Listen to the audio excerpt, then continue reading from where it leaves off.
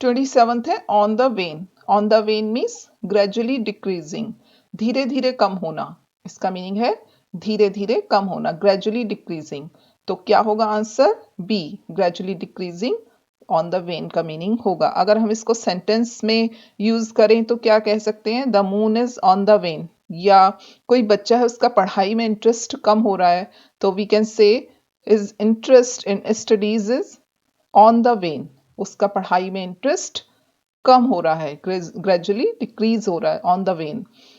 28th है bury the hatchet. Bury the hatchet means to forget the past enmity, अपनी पुरानी शत्रुता भुला देना।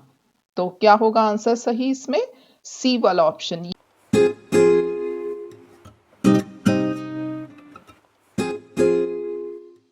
हाय everyone, my name is Ritu. Welcome back to English skills A1। आज हम पढ़ेंगे ईडियम्स। क्लास 12th में ईडियम्स आते हैं और अब पैटर्न चेंज हो गया। पहले सेंटेंस बनाने के लिए आते थे, अब 4 ऑप्शंस आते हैं जिसमें से कि सही ऑप्शन बताना होता है। तो ईडियम्स क्या होते हैं? ईडियम्स जिन्हें कि हिंदी में हम मुहावरे भी कहते हैं। क्यों यूज होते हैं ये? अगर कम शब्दों में हमें अपनी बात बतानी है, ज्यादा बात बतानी है, तो ईडियम्स का यूज होता है। जैसे हिंदी में कहते हैं ना, गागर में सागर, यानी अपनी बहुत सारी बातों को कम शब्दों में कह देना, यानी गागर में सागर भरना। तो इसी तरीके से इंग्लिश में इनको कहते हैं ईडियम्स। तो आज हम पढ़ते हैं ईडियम्स। इनके यूज से जो हमारी लैंग्वेज होती है उसमें डिफरेंट ही मतलब इम्प्रेस आ जाता है, बहुत सुंदर हो जाती है, बहुत प्रभाव आ जाता है हमारी लैंग्वेज में। सो फर्स्ट एग्जाम्पल है all in all. All in all means whole and soul, सबसे महत्वपूर्ण, वेरी इंपॉर्टेंट। तो ये आपका ईडियम लिखा हुआ आएगा और 4 ऑप्शन लिखे हुए आएंगे। ये मैंने आपकी क्लैरिटी के लिए लिखा हुआ है कि आपको इसका मीनिंग क्लियर हो जाए, इस ईडियम का मीनिंग क्लियर हो जाए। तो आप देखिए कि ऑल एंड ऑल जिसका मीनिंग है होल एंड सोल यानी वेरी इंपॉर्टेंट, वो कौन सा ऑप्शन सही है इसमें? ए वाला ऑप्शन। तो A option is the right answer. अगर हम इसको सेंटेंस में यूज करें तो हम कह सकते हैं the prime minister is all in the country. सबसे महत्वपूर्ण कौन है देश में? प्रधानमंत्री। अगर हम स्टेट की बात करें तो we can say the chief minister is all in the state, है ना। मुख्यमंत्री जो है वो राज्य में सबसे महत्वपूर्ण होते हैं। अगर हम स्कूल की बात करें तो द प्रिंसिपल इज ऑल यानी सबसे महत्वपूर्ण इन द स्कूल। नेक्स्ट है second, a bed of roses. Bed of roses means गुलाब, गुलाबों का बिस्तर। यानी क्या मीनिंग हुआ इसका? क्वाइट कंफर्टेबल, सुख में होना। अक्सर ये नेगेटिव सेंस में यूज होता है ये idiom. Means the post of a prime minister is not a bed of roses. Means जो प्रधानमंत्री की पोस्ट है, जो प्रधानमंत्री का पद है, वो एक गुलाबों की सेज नहीं है, मतलब एक क्वाइट कंफर्टेबल पोजीशन नहीं है। बहुत सारा काम करना होता है, बहुत सारी जिम्मेदारियां होती हैं। Exactly the same you can say for your principal in a school ना। स्कूल में प्रिंसिपल का जो पोस्ट होता है वो एक बेड ऑफ रोजेस नहीं होता है, क्योंकि बहुत सारी रिस्पॉन्सिबिलिटीज होती हैं, बहुत कुछ देखना होता है। तो क्या होगा? A bed of roses means quite comfortable. Quite comfortable कौन सा ऑप्शन सही होगा? C. C option will be the right answer. Third है all and sundry. All and sundry means everyone without distinction, प्रत्येक बिना किसी भेदभाव के। All and sundry means all, सभी। So which will be the right answer? D. D will be the right answer. अगर इसको हम सेंटेंस में यूज करें तो क्या कहेंगे? मान लीजिए हमको पार्टी में इनवाइट करना है तो हम कह सकते हैं I will invite all and sundry to the party. मैं सभी को पार्टी में इनवाइट करूंगी, या मैंने सभी को पार्टी में इनवाइट किया। I invited all and sundry to the party, सभी को पार्टी में इनवाइट किया। नेक्स्ट है fourth one is above board. Above board means honest and frank, ईमानदार, स्पष्ट। और एबव बोर्ड मीन्स ऑनेस्ट, जो अपनी डीलिंग्स में बिल्कुल ईमानदार है, क्लियर है ना। जैसे हम कह सकते हैं the shopkeeper is above board in his dealings with the customer, या the committee tried to be fair and above board in its hiring. Committee ने मतलब बिल्कुल एकदम ऑनेस्ट होकर, ईमानदार होकर नौकरी पर रखा लोगों को। So which is the right option? C. C is the right option. Above board means honest and frank, ईमानदार और स्पष्ट। फिफ्थ है at the 11th hour. At the 11th hour का मतलब होता है एट द लास्ट मोमेंट, अंतिम समय पर। तो कौन सा ऑप्शन इसमें सही है? B. B option is the right answer. मान लीजिए हम कहीं घूमने जा रहे हैं और हमने लास्ट मोमेंट पर अपनी ट्रिप कैंसिल कर ली, तो हम क्या कह सकते हैं? We postponed our trip at the 11th hour. बिल्कुल लास्ट मोमेंट पर अपनी मतलब ट्रिप कैंसिल कर ली। या हम कह सकते हैं अगर हमें स्टेशन पहुंचना है, ट्रेन बिल्कुल पहुंचने ही वाली है, तो we can say we reached the station at the 11th hour. हम बिल्कुल अंतिम समय पर स्टेशन पहुंचे। We reached the station at the 11th hour. या मान लीजिए मम्मी ने कोई पार्टी रखी, बिल्कुल लास्ट मोमेंट पे पार्टी अरेंज की। My mother arranged a party at the 11th hour. बिल्कुल अंतिम समय पर पार्टी अरेंज की। सिक्स्थ है ए बोन ऑफ कंटेंशन और एन एप्पल ऑफ डिस्कॉर्ड। दोनों का मीनिंग सेम है। बोन मीन्स हड्डी, कंटेंशन मीन्स झगड़ा, और an apple of discord, discord means भी होता है कलह, डिस्कॉर्ड मीन्स कलह। तो मतलब कलह का कारण, कोई ऐसी प्रॉब्लम जो कि कोई ऐसी वजह जो कि झगड़े का कारण है, cause of quarrel. A bone of contention और एन एप्पल ऑफ डिस्कॉर्ड, दोनों का मीनिंग सेम है। क्या है? कॉज ऑफ क्वेरल, झगड़े की जड़। तो कौन सा ऑप्शन सही होगा? सी। इसको सेंटेंस में कहें तो कह सकते हैं Kashmir is a bone of contention और an apple of discord between India and Pakistan. मतलब कोई वजह जो कि लंबे समय से विवाद का कारण हो रही हो, तो उसमें ये इडियम यूज होता है। सेवंथ है at large. At large means free, at large means free, स्वतंत्र। तो कौन सा ऑप्शन सही होगा? सी। ये ऐसे कह सकते हैं, मान लीजिए कोई चोर है या कोई मर्डरर है, वो फ्री है, तो उस केस में ये इडियम यूज होता है एट लार्ज। जैसे the murderer is still at large, है ना, जो खूनी है वो अभी भी फ्री है ना। खतरनाक व्यक्ति जो कि जानवर भी हो सकता है, व्यक्ति भी हो सकता है, अगर वो फ्री घूम रहा है, खुला घूम रहा है, स्वतंत्र घूम रहा है, तो उसके लिए ये इडियम यूज होता है एट लार्ज।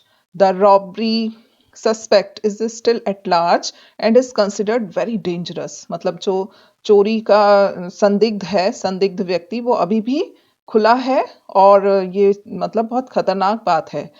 तो इस तरीके से यूज होता है। नेक्स्ट है एट्थ है an axe to grind. An axe to grind, grind means पीसना, और इसका मीनिंग क्या होगा? पर्सनल एंड टू सर्व, मतलब स्वार्थ पूर्ति करना, अपने फायदे के लिए किसी काम को करना।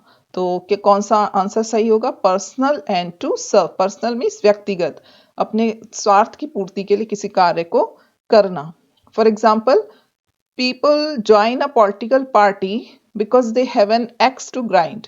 लोग जो है किसी राजनीतिक पार्टी को ज्वाइन करते हैं क्योंकि उनका कोई अपना स्वार्थ होता है उसमें। इस तरह से ये इडियम यूज होगा। नाइन्थ इज क्रोकोडाइल टीयर्स, यानी फॉल्स टीयर्स। क्रोकोडाइल मीन्स मगरमच्छ, बोलते हैं ना घड़ियाली आंसू बहाना, तो वही है ये क्रोकोडाइल टीयर्स, यानी फॉल्स टीयर्स, बनावटी आंसू। तो कौन सा होगा आंसर सही? डी। आप ये भी पढ़ सकते हैं to feel sad for another person's misfortune, दूसरे के की मुसीबत में दुखी होना, दुखी महसूस करना, या इतना ज्यादा हंसना कि आंखों से आंसू आने लग जाए, to laugh so much that your eyes start to water. ये टीयर्स ऑफ ए क्रोकोडाइल ये नहीं होंगे। क्या होगा? क्रोकोडाइल टीयर्स का मतलब होगा फॉल्स टीयर्स, झूठे आंसू। अगर इसको हम एक सेंटेंस में यूज करें तो कह सकते हैं the mother was shedding crocodile tears on the death of his stepson. मतलब माँ ने अपने स्टेपसन यानी जो सौतेला पुत्र था उसकी मृत्यु पर झूठे आंसू बहाए। या कह सकते हैं he was shedding crocodile tears at the death of his enemy. वो अपने शत्रु की मृत्यु पर क्रोकोडाइल टीयर्स बहा रहा था, यानी फॉल्स टीयर्स बहा रहा था, बनावटी आंसू बहा रहा था। टेंथ है an apple of one's eye. Apple of one's eye जैसे हिंदी में कहते हैं आंख का तारा, ये वाला जो मुहावरा है, जो इडियम है, इसे हिंदी में कहते हैं आंख का तारा। An apple of one's eye, apple सबको प्रिय होता है ना, तो उस तरीके से आप याद कर सकते हैं वेरी डियर, बहुत प्यारा। तो कौन सा आंसर सही होगा? ना वेरी क्लीन सही होगा, ना वेरी रोजी मतलब एकदम गुलाबी सा, वो भी सही नहीं होगा। वेरी इजी नहीं। कौन सा सही होगा? डी, वेरी डियर, बहुत प्यारा। इसको अगर हम कहें तो Rahul the only son of his parents is an apple of his mother's आई। राहुल जो कि अपने माँ बाप का इकलौता पुत्र है, वो अपनी मम्मी का बहुत प्यारा है, मम्मी को बहुत ज्यादा प्यारा है। An apple of his mother's eye, अपनी मम्मी की आंखों का तारा है, बहुत प्यारा है अपनी माँ को। 11th है a fair weather friends. A fair weather friends means companion in good times. Fair weather का मतलब होता है मौसम। जब मौसम अच्छा हो तब मित्र। मौसम अच्छा का मतलब जब आपकी कंडीशन अच्छी हो, जब आपकी स्थितियां सही हो, उस समय के मित्र। और जब विपरीत परिस्थितियां तब मित्र नहीं। तो क्या मतलब हुआ इसका हिंदी में? सुख के साथी, सुख का साथी। कंपेनियन यानी फ्रेंड इन गुड टाइम्स। तो कौन सा आंसर सही हुआ? A, companion in good times. Is successful friend नहीं, मतलब जो मित्र सक्सेसफुल है वो। इज जेलस फ्रेंड, जो ईर्ष्या करता हो वो मित्र। या ए नोटेबल फ्रेंड यानी उल्लेखनीय मित्र नहीं। कौन सा सही होगा? A, companion in good times, जो अच्छे समय में केवल आपके साथ हों। तो we can not depend on fair weather friends. हम ऐसे मित्रों पर डिपेंड नहीं रह सकते जो केवल हमारे अच्छे समय में साथ होते हैं। तो a fair weather friends means friends in good time, companions in good times. These are very dangerous. Fair weather friends are very dangerous because they will be with you only in your good times, only in your good days. केवल आपके अच्छे समय में आपके साथ होंगे fair weather friends, अच्छे समय के साथी, दुख में नहीं होंगे। 12th है a feather in one's cap. Feather means होता है पंख, फेदर मीन्स पंख। अगर इसका लिटरल मीनिंग ऐसे निकालें, जो रियल मीनिंग है, तो हम क्या कहेंगे? फेदर मीन्स पंख, और कैप जो हम सर पर लगाते हैं उस पर पंख। मीनिंग, इसका सेंस क्या होगा इडियम का? अ ग्रेट अचीवमेंट, है ना। If feather in one's cap, a great achievement, एक महान सफलता, है ना। तो कौन सा आंसर सही होगा? अ ग्रेट अचीवमेंट, ये वाला। ए का मतलब हुआ कि पंखों से सजी हुई टोपी, hat. Something like a feather on the cap, कुछ पंख जैसा कैप पर। समवन सिंप्लिसिटी मतलब किसी व्यक्ति का एकदम साधारण व्यक्तित्व, तो ये नहीं होगा। ए फेदर इन वंस कैप का मतलब होता है ग्रेट अचीवमेंट, है ना, एक महान सफलता। तो इसको अगर हम यूज करें सेंटेंस में तो क्या कहेंगे? His appointment as a district magistrate is a feather in his cap. उसका अपॉइंटमेंट एक डीएम की तरह उसके लिए एक महान सफलता है। नेक्स्ट है 13th है at sixes and sevens. At sixes and sevens यानी इन डिसऑर्डर, बेतरतीब, एकदम बिखरा हुआ सब कुछ। तो ये नहीं होगा आंसर। बिटवीन 6 एंड 7 ये नहीं होगा। अनसर्टेन मतलब सर्टेन नहीं है, वो भी नहीं होगा। विद इन रीच मतलब पहुंच के अंदर, वो भी नहीं होगा। क्या होगा इसका आंसर? सी, इन डिसऑर्डर, बिल्कुल बिखरा हुआ सब कुछ। At sixes and sevens means in disorder, badly organised, मतलब जो बिल्कुल भी ऑर्गेनाइज नहीं है। In a state of total confusion ऐसे भी कह सकते हैं। तो कैसा क्या हो सकता है इसका sentence? When I entered his room I found all things at sixes and sevens. जब मैंने उसके रूम में प्रवेश किया, जब मैं उसके रूम में घुसी, तो मैंने हर चीज को बिखरा हुआ पाया। I found everything at sixes and sevens, मतलब सब कुछ एकदम बेतरतीब था, बैडली ऑर्गेनाइज्ड था, एकदम फैला हुआ था। 14th है a wild goose chase. Wild means जंगली, गूज मीन्स होता है बत्तख। एक जंगली बत्तख का पीछा करना। लेकिन जो इसका इडियम का मीनिंग होगा वो क्या होगा? ये तो इसका वर्ड्स का मीनिंग हुआ। इसका मीनिंग होगा इडियम का अ फ्रूटलेस अटेम्प्ट, मतलब निष्फल प्रयास। कोई ऐसा काम करना जिसको करके हमारा टाइम वेस्ट हुआ, लेकिन हम उसको उसमें कुछ प्राप्त नहीं हुआ, कुछ फायदा नहीं हुआ उस काम को करके। तो हम कह सकते हैं कि हमने कोई काम किया लेकिन वो एक वाइल्ड गूज चेज साबित हुआ, है ना। It is a wild goose chase for Ravi to try to become the president of India. मतलब कोई ऐसी चीज का के लिए कार्य करना हो, कोई ऐसा काम करना जिसमें पता है कि ओनली टाइम वेस्ट होगा, सफलता नहीं मिलेगी, है ना। रवि का भारत के प्रेसिडेंट के लिए प्रयास करना, just a wild goose chase, A fruitless attempt, है ना, निष्फल प्रयास। 15th है एट डेगर्स ड्रॉन। डेगर्स का मतलब होता है खंजर, चाकू टाइप, और ड्रॉन का मतलब होता है खींचे गए, है ना। अगर हम इसके इन वर्ड्स का मीनिंग निकालें तो इसका मतलब हुआ खंजर खींचे गए। तो यानी जब कोई दो दुश्मन होते हैं तो क्या होते हैं? आपस में चाकू छुरियां निकाल लेते हैं ना, मारने के लिए। तो एट डेगर्स ड्रॉन का मीनिंग हुआ बिटर एनमिटी, यानी कटु शत्रुता, घोर शत्रुता। तो कौन सा आंसर सही होगा? B, bitter enmity. ये ऑप्शंस आएंगे आपके, ये आपके लिखा हुआ नहीं आएगा, ये मैंने आपकी क्लैरिटी के लिए लिखा हुआ है, इसका मीनिंग और इसका हिंदी मीनिंग भी। आपको केवल ये 4 ऑप्शन मिलेंगे और उसमें आपको सिलेक्ट करना होगा विच is the right answer.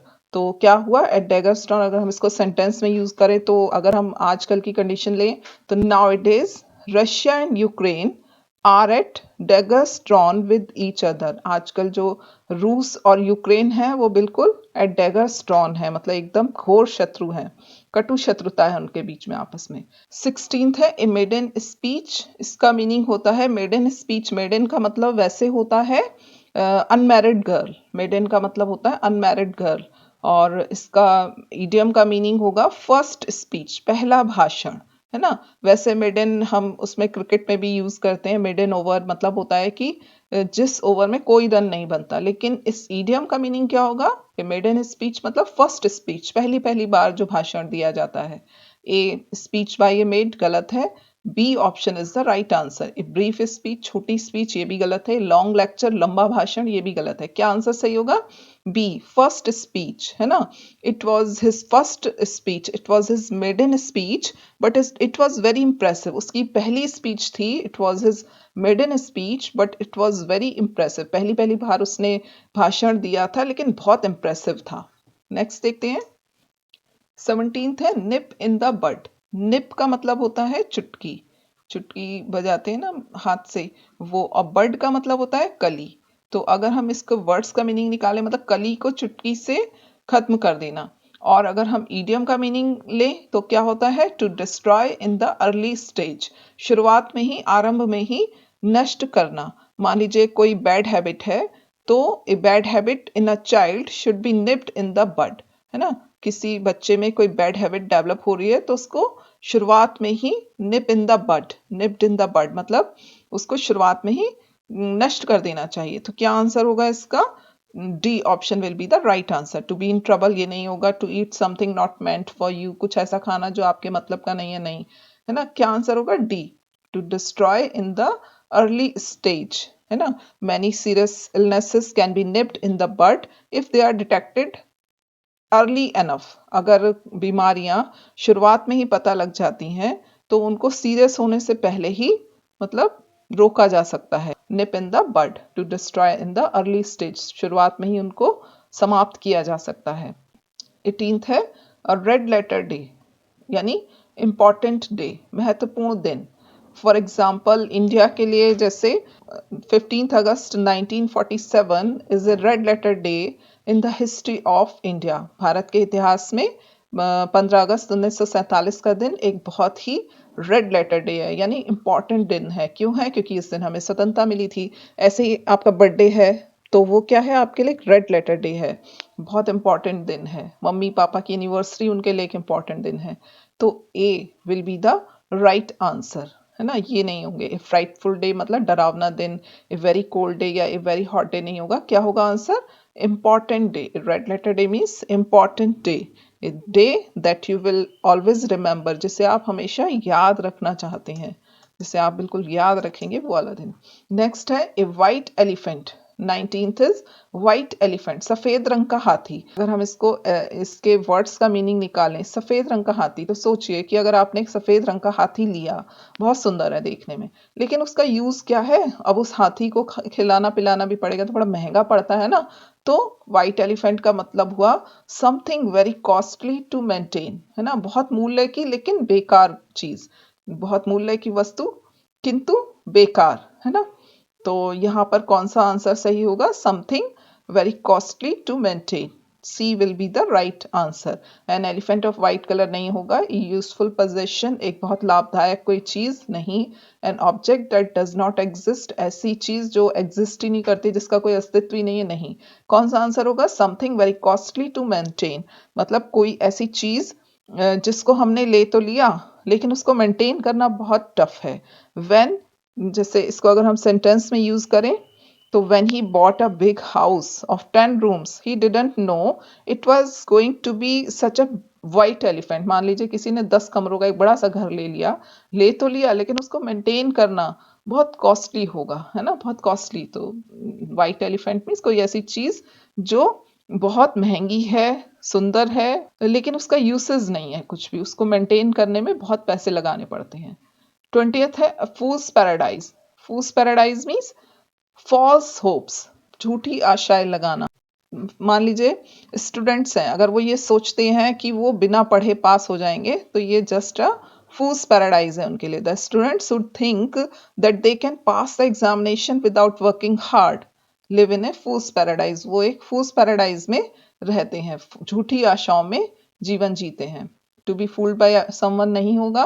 To believe wrongly that your situation is good, ये भी नहीं होगा। क्या आंसर होगा? B will be the right answer, false hopes. हो सकता है कि एग्जैक्टली सेम लिखा हुआ आ जाए फॉल्स होप्स, इससे मिलता जुलता भी लिखा हुआ आ सकता है, तो आप ध्यान से इसको करना।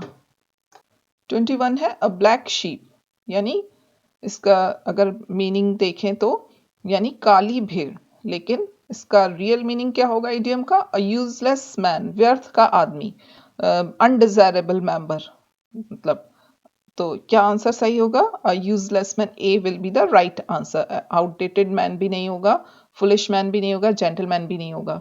He is the black sheep of my class, मतलब बहुत लड़ता झगड़ता हो कोई पर्सन, मतलब डिसग्रेसफुल मैन, है ना। तो कोई बच्चा क्लास में मान लीजिए बहुत लड़ता झगड़ता है, तो we can say that he is a black sheep of the class, वो कक्षा का एक यूजलेस पर्सन है, ब्लैक शीप है।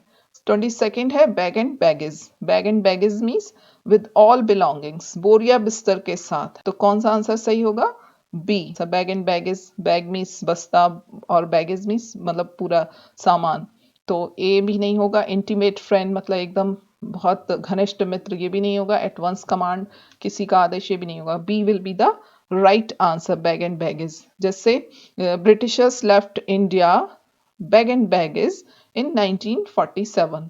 ब्रिटिशर्स ने 1947 में अपने पूरे बोरिया बिस्तर के साथ भारत को छोड़ दिया। 23rd है bread and butter.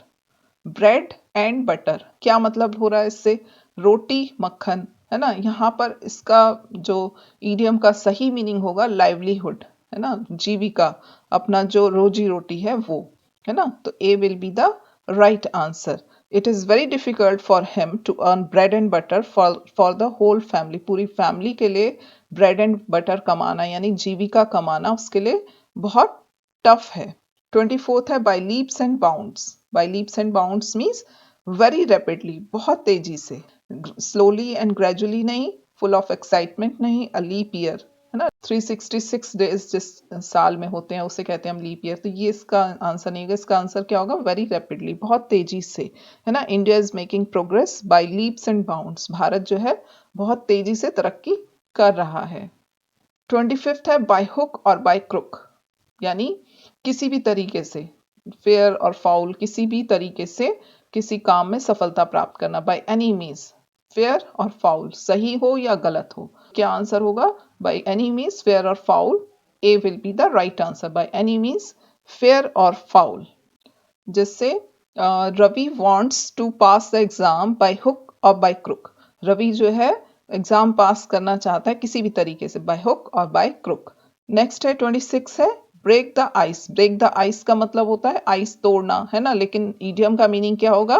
To break the silence, मौन, चुप्पी को, चुप्पी के वातावरण को तोड़ना।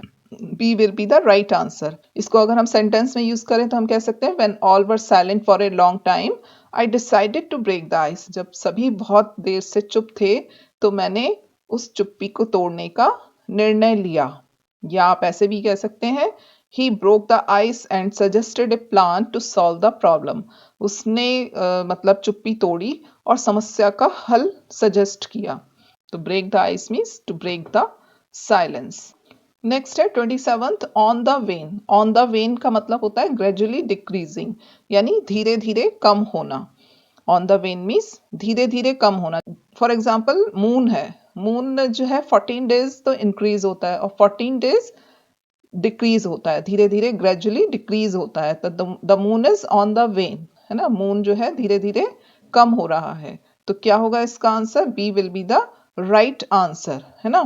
या हम कह सकते हैं किसी बच्चे के बारे में कि his interest in studies is on the when, उसकी रुचि पढ़ाई में धीरे धीरे कम हो रही है। His interest in studies is on the when. 28th है bury the hatchet. bury the hatchet means to forget the past enmity, अपनी पुरानी शत्रुता को भुला देना। तो कौन सा आंसर सही होगा? C, to forget the past enmity. ये आंसर सही नहीं होंगे, आप पढ़ लेना इसको एक बारी फिर भी, लेकिन आप इसका जो मीनिंग है ना वो एक बार अच्छे से समझ लेना, तो ऑप्शन में आपको दिख जाएगा।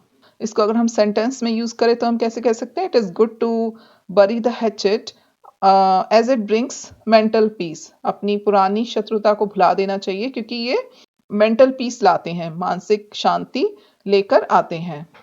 29th है बैगर डिस्क्रिप्शन। बैगर मीन्स होता है भिखारी, लेकिन यहाँ पर ईडियम का मीनिंग क्या होगा?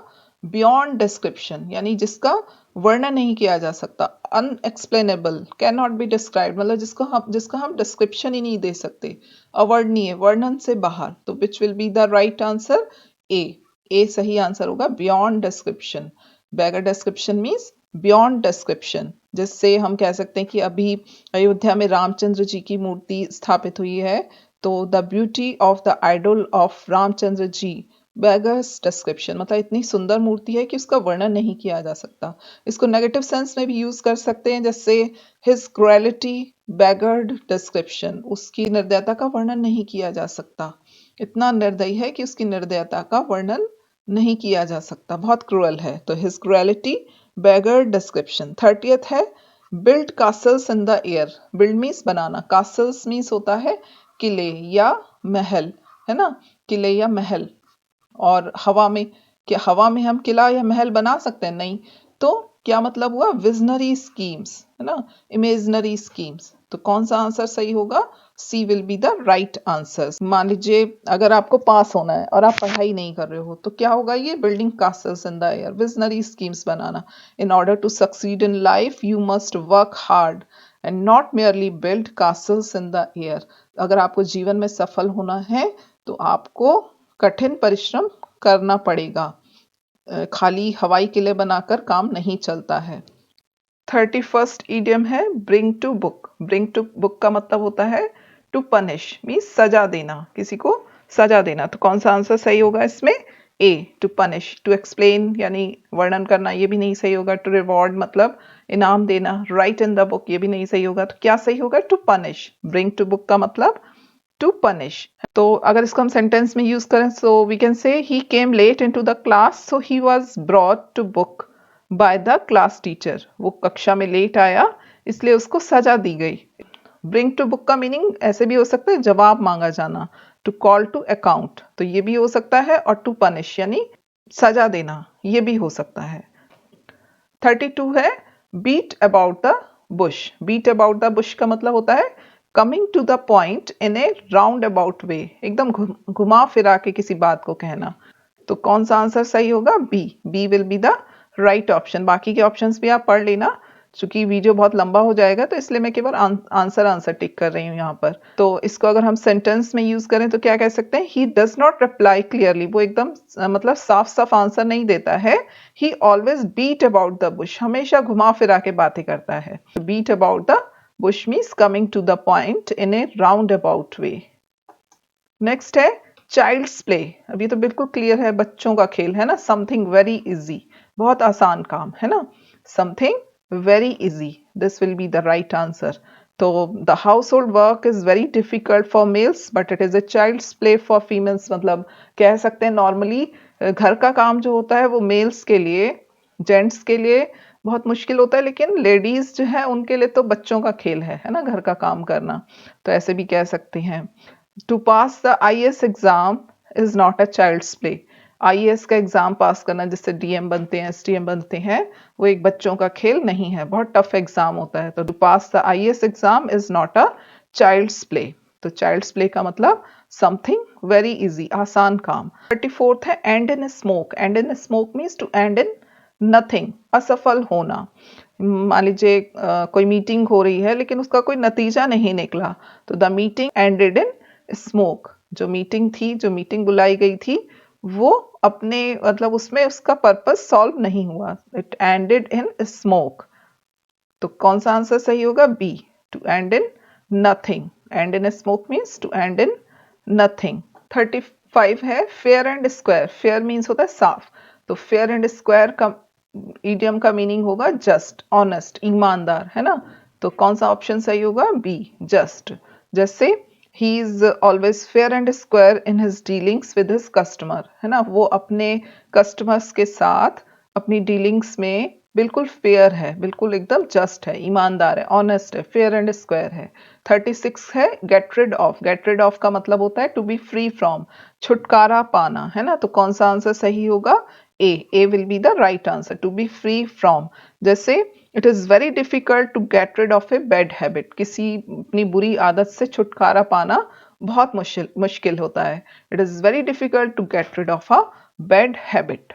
37 है 37 है hard and fast. Hard and fast का मतलब होता है फिक्स्ड या डेफिनेट, मतलब कोई निश्चित। तो कुछ भी लिखा हुआ आ सकता है, फिक्स्ड, डेफिनेट, है ना, स्ट्रिक्ट। तो no hard and fast rules can be made about the membership of this club. अगर हम इसको सेंटेंस में यूज करें तो हम कह सकते हैं कि कोई भी हार्ड एंड फास्ट, कोई डेफिनेट रूल इस क्लब की मेंबरशिप के लिए नहीं बनाया गया है। No hard and fast rules can be made about the membership of this club. कोई भी रूल नहीं बनाया जा सकता, कोई फिक्स्ड रूल नहीं बनाया जा सकता। 38 है hue and cry. Hue and cry का मतलब होता है ग्रेट नॉइज, शोरगुल, है ना। तो कौन सा आंसर सही होगा? C will be the right answer, great noise, hue and cry. Hue and cry का मतलब great noise. There were great hue and cry when the dacoits surrounded the village। अगर हम इसको सेंटेंस में यूज करें इस इडियम को तो क्या कह सकते हैं? dacoits मतलब डकैत। जब डकैतों ने गांव में प्रवेश किया तो एकदम बड़ा हल्ला गुल्ला, ह्यू एंड क्राई मतलब बहुत शोरगुल मच गया।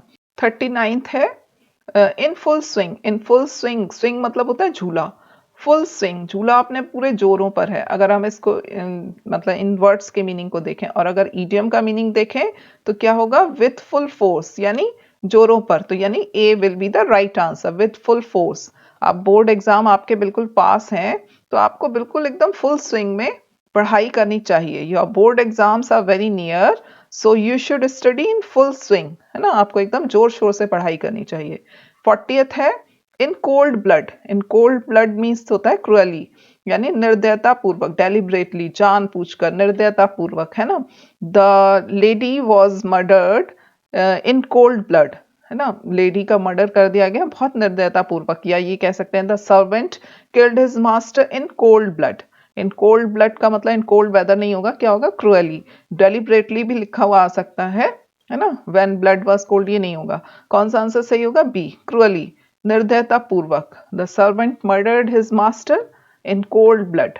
नेक्स्ट देखते हैं 41 है in black and white. In black and white का मतलब होता है इन राइटिंग, लिखित में, है ना, लिखा हुआ। तो कौन सा आंसर सही होगा? B, in writing. तो इन ब्लैक एंड व्हाइट का मीनिंग हुआ in writing. For example teacher ने स्टूडेंट से कहा please give me your application in black and white, अपनी एप्लीकेशन मुझे लिख कर दो। 42 है किथ एंड किन। किथ एंड किन का मतलब होता है रिलेटिव्स, सगे संबंधी। तो कौन सा आंसर सही होगा? ए बी सी डी होगा ये।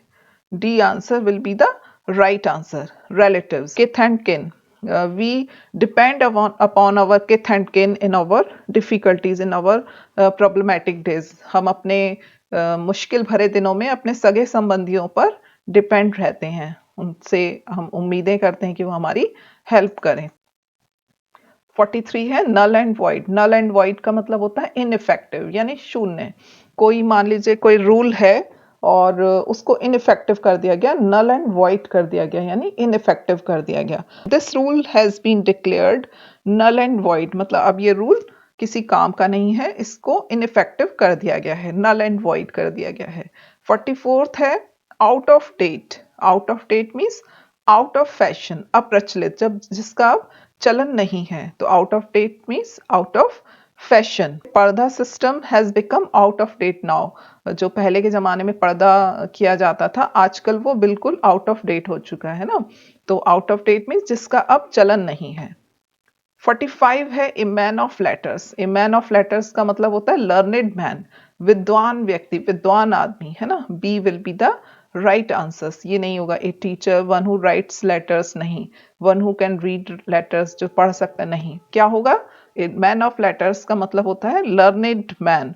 स्वामी Vivekananda was a man of letters. Swami Vivekananda एक मैन ऑफ लेटर्स थे, यानी लर्नेड व्यक्ति थे। You can also say Pandit Jawaharlal Nehru was a man of letters. 46 है pros and cons. Pros and cons means argument for and against, किसी बात के तर्क और वितर्क करना, किसी बात के लिए तर्क वितर्क करना, यानी आगा पीछा। Argument for and against. Before doing any work we should consider its pros and cons. हमें कोई भी काम करने से पहले उसके जो सही और गलत जो पॉइंट्स हैं उन पे विचार करना चाहिए। Arguments for and against. 47 है स्क्वायर डील। स्क्वायर डील का मतलब होता है an honest and fair transaction, जो आपस में लेन देन हो वो ईमानदारी से भरा हुआ। तो कौन सा आंसर सही होगा? B will be the right answer. We can not hope for a square deal with from a dishonest man. किसी बेईमान व्यक्ति से हम स्क्वायर डील की आशा नहीं कर सकते। We can not hope for a square deal from a dishonest man. 48 है to and fro. To and fro means होता है हियर एंड देयर, इधर उधर। तो कौन सा ऑप्शन सही होगा? डी, हियर एंड देयर, इधर उधर। To and fro means here and there, इधर उधर। तो क्या हम इसमें एक सेंटेंस बता सकते हैं? The student was roaming to and fro in the school. इधर उधर घूम रहा था, स्टूडेंट स्कूल में इधर उधर घूम रहा था। 49th है to fall flat. Fall flat means to produce no effect, एकदम फ्लैट होके गिर जाना, मतलब to produce no effect. Idiom का मीनिंग होगा कोई प्रभाव न डालना। तो कौन सा आंसर सही होगा? C, C will be the right answer. मान लीजिए कोई पर्सन है, उसने बहुत सारे जोक्स किए। He made several jokes but each of them fail flat. बहुत सारे जोक्स किए लेकिन कोई भी, किसी का भी कोई प्रभाव नहीं हुआ, कोई भी नहीं हंसा। तो to fall flat means to produce no effect. 50th है क्राई फॉर मून। बिल्कुल सिंपल एकदम इडियम है। मून के लिए रोना, है ना, चंद्रमा के लिए रोना। ये हमें चंद्रमा चाहिए, चांद चाहिए। बच्चे रोते हैं ना अक्सर, ये चांद चाहिए, चंदा मामा चाहिए। तो क्या ये विश पूरी हो सकती है? नहीं। तो कैसी विश है? Wish for an impossible thing, किसी असंभव वस्तु की आशा करना। तो कौन सा आंसर सही होगा? सी। अगर हम सेंटेंस कहें तो a beggar cries for the moon if he wishes to have a car. अगर कोई भिखारी व्यक्ति मतलब एक कार की इच्छा रखता है तो इसका मतलब है कि वो क्राई फॉर मून कर रहा है, वो एक असंभव चीज की आशा कर रहा है, भिखारी जो कि बहुत गरीब है। तो ये थे इडियम्स। 50 इडियम्स मैंने लिए हैं इसमें और न्यू पैटर्न पर लिए हैं क्योंकि अब ऑप्शंस आते हैं। तो इनकी प्रैक्टिस कीजिए। आई होप कि इन्हीं में से आपके एग्जाम में जरूर से आ जाएंगे। तो आज के लिए इतना ही। आई होप कि ये वीडियो लेक्चर आपको अच्छा लगा होगा। अगर आपको ये वीडियो लेक्चर अच्छा लगा हो तो मुझे कमेंट में लिखकर जरूर बताइएगा। और अगर आप और भी वीडियोस चाहते हैं और अगर आप और कोई टॉपिक पढ़ना चाहते हैं तो वो भी मुझे कमेंट में ज़रूर बताइएगा, मैं उस पर भी वीडियो बना दूंगी। Thanks for watching.